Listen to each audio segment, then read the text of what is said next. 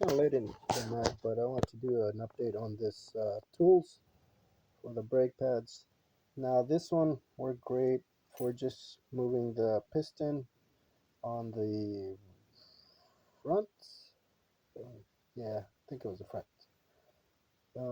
Now this one did not fit the back um, in order to turn it on the Mazda 3, so I was not able to use this one at all. Um, I ended up using pliers to turn it. I turned it a lot, but even with the pliers, I could not get it to sit all the way down. Um, so this obviously you can't use that for it because you have those two holes and you gotta turn it at the same time, and this is not the correct tool for that. So in the end, I ended up having to get a kit, which you see there.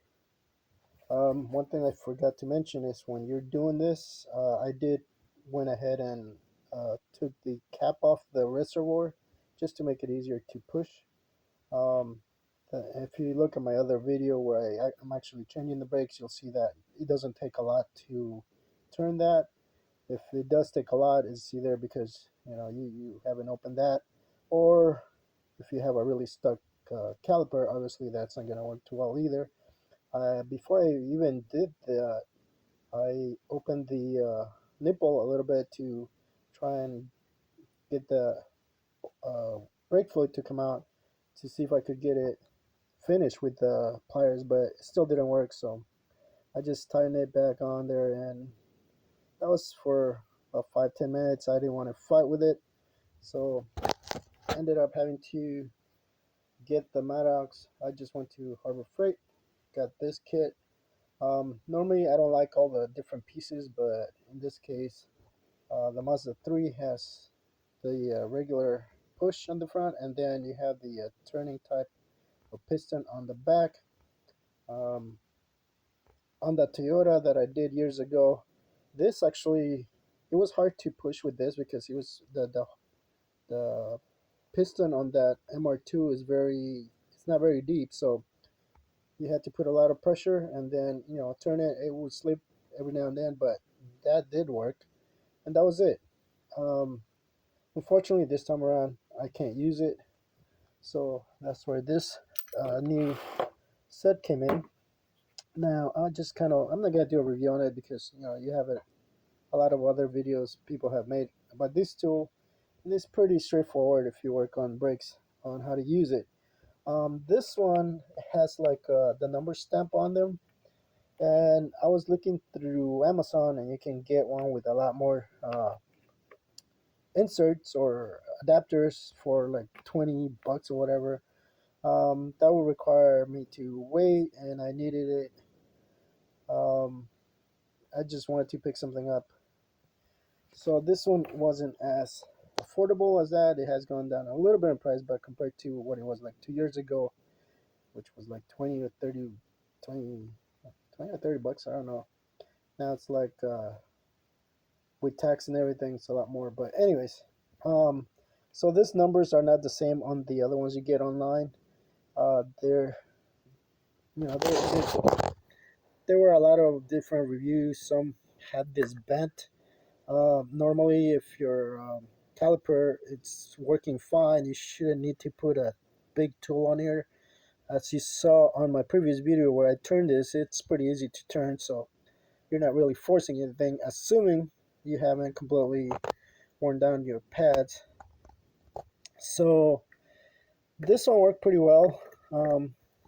It's fairly thick for this one, but I didn't put a lot of force on it again. It does take a little more force on this one versus this one because you actually have to put that in there. But and then like this one, when we got up to the back all the way after I pushed it, or the other way, I forget which way it was, kind of got stuck a little bit. So whatever last of the grease that I had, I put it on here, and that seems to help a little better. And also on the handle, because the finish on this one is kind of sort of has that dark stuff on it. Feels like it.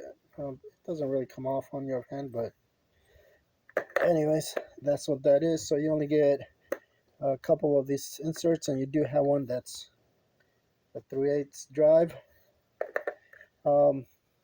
I asked my dad. I thought he had this kit, but he doesn't. He just had a couple of these, and I didn't want to just push that. I needed this one to help me push that because I couldn't do it just by pushing it. So I wanted to make sure I had that.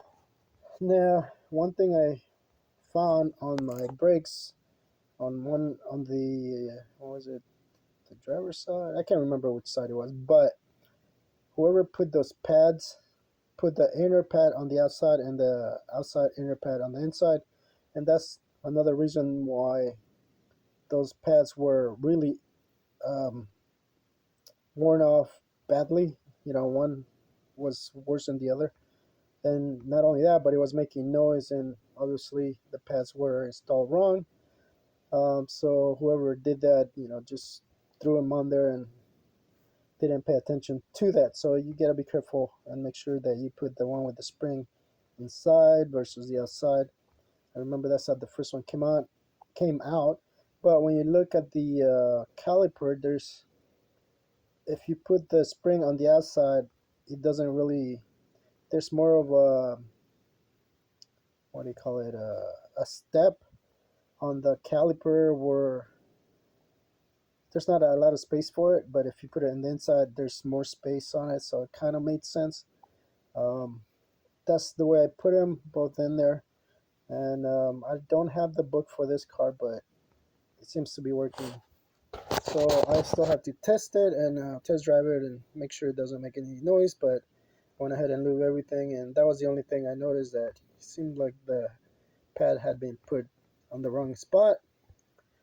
Other than that, that's pretty much it. I was very surprised that people were interested in this. I made that video just because I got this, I needed that, or at least this one. I thought I could use this one. Unfortunately, it didn't work for that, but it is what it is. And if you do get them on Amazon, they'll be a lot less than your local store. But once I got this on there, it was just a piece of cake. One more thing I forgot to mention: the Mazda 3. Interestingly enough, the 3 here actually work. But if you look at the little dimples, this ones are smaller than this one. But I think this one actually work as well because they do have the same measurements from the outside to the outside on this side on both of these. So I think this one worked, but I wanted to test this small one to see if it would work or break. But this one did work, but this one I believe also works on the Mazda 3. So you don't even need to use that one.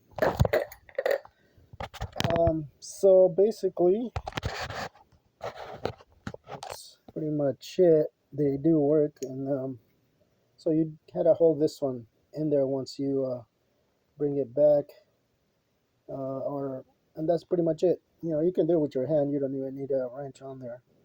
So you have to put it all the way down in order to put it away. But I did put a little bit of grease on there too because that's the only thing I noticed that it was a little bit hard to move just because it didn't have any grease at all. But other than that, that's pretty much it. I know there's on Amazon you can find a kit that has like twice this many adapters. I work on my car occasionally. That's not my car, by the way. So I don't do this for a living or anything like that. But this kit works fine. Um, if you can get it discounted even more at Harbor Freight, that's pretty good too. The only problem is this one is a 90-day warranty, which I was surprised. I thought all their tools were uh, lifetime warranty, or guarantee. But this one is not for whatever reason. So I'm still debating whether to keep it or not. I mean, it works fine.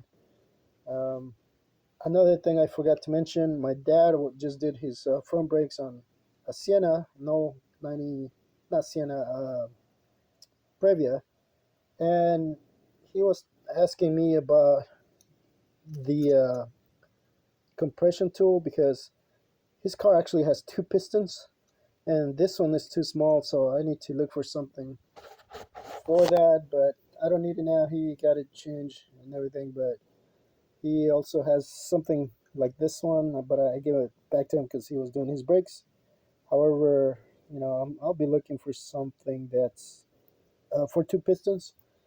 What's on Amazon, just you kind of not sure what you're gonna get because some of them seem okay, some of them don't. But I know a lot of people were interested in this because I was surprised at all the views that this got. So I want to update you guys on what I had to do in order to get that job done on the Mazda 3. So I'm gonna leave it at that, and I hope that helps at least for your basic maintenance on that type of brakes. But most of the times you'll pretty much use this tools for brakes anyway. So there you go.